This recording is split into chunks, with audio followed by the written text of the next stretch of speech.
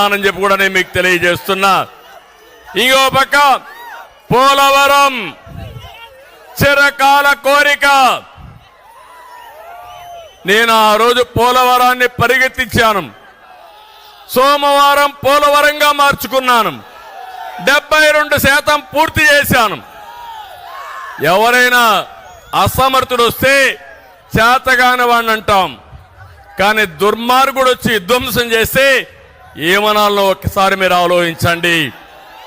2019లో పోలవరానికి గ్రహణం పట్టింది. జగన్మోహన్ రెడ్డి వస్తారే కాంట్రాక్టర్ని మార్చాడు, ఆఫీసర్లు మార్చారు. అక్కడి నుంచి డయాఫామ్ వాళ్ళు 2 సీజన్లో ఉధృతంగా వర్షం వచ్చి అందులోనే పోయి పూర్తిగా దెబ్బతినే పరిస్థితి వచ్చింది. ఇప్పటికి కూడా అతి లేదు గతి లేదు, ఏమైంది చెప్పే పరిస్థితి లేరు. కాఫర్ డ్యామ్లో అయితే 2 మధ్య నీళ్లు వచ్చేసే పరిస్థితి వచ్చింది. గైడ్ బండ్ అయితే కుంగిపోయింది. అంటే పోలవరాన్ని గోదావరిలో కలిపేశాడు.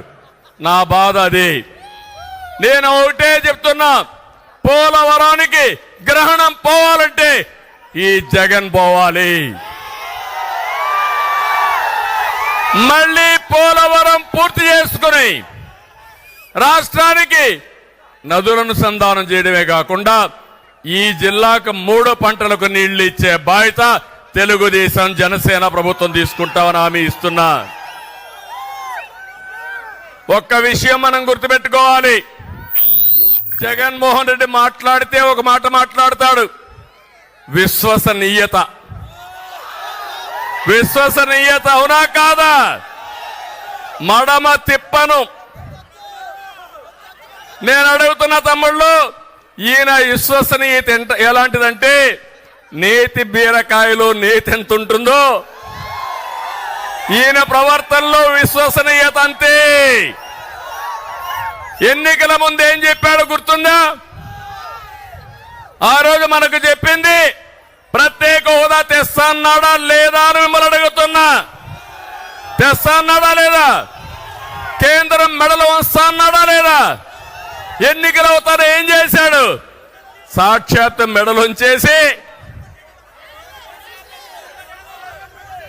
అక్కడి నుంచి కేంద్రంతో భయపడిపోయి కేసుల కోసం సాక్షాత్తు మెడలుంచిన వ్యక్తి జగన్మోహన్ రెడ్డి. మీరు ఒక విషయం గుర్తుపెట్టుకోండి,